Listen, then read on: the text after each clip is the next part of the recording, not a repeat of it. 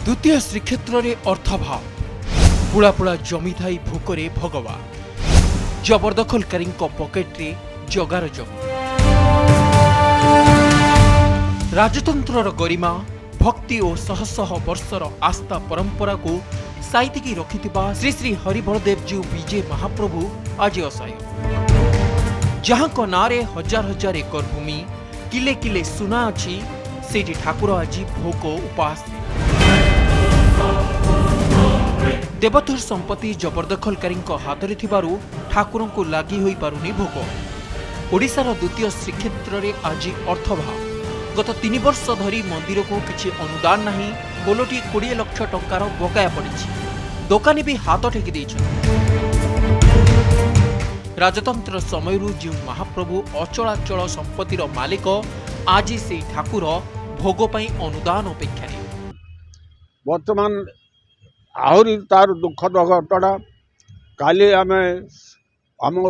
उपजिलापाल गोटे डाकी से कहले जे वर्तमान आर्थिक अवस्था एकदम नहीं किछि कहीं दवापाई भेंडर मान दवापाई निच्छुक तांकर लक्ष लक्ष टंका बाकी अच्छी रथर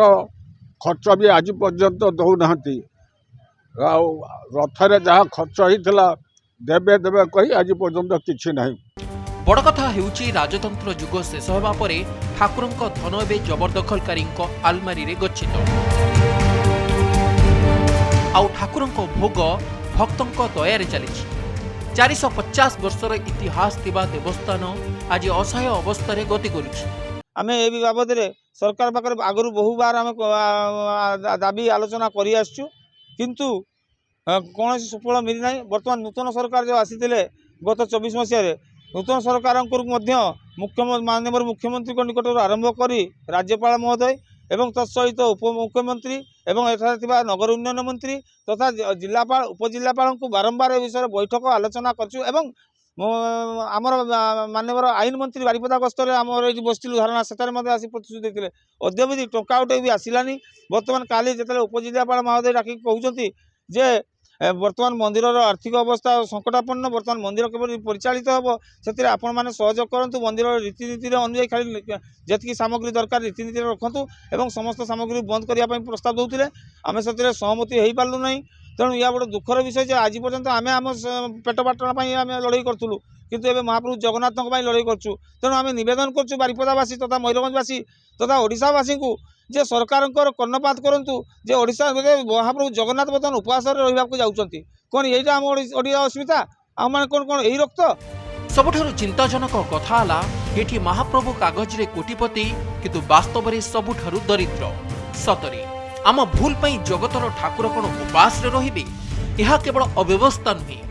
एहा आम प्रतिटी ओडियांक आत्मा को अपमान आ आस्था उपरे आघात कइले भूल हेबनी। मंदिर टोटाली परिचालन करी हो नहीं जेहेतु आम पाखे फंड्स नहीं तेणु फंड्स कुआड़ू आसो कौन हम ए विषय आम आलोचना करूँ। बर्तमान जो संपत्ति अच्छी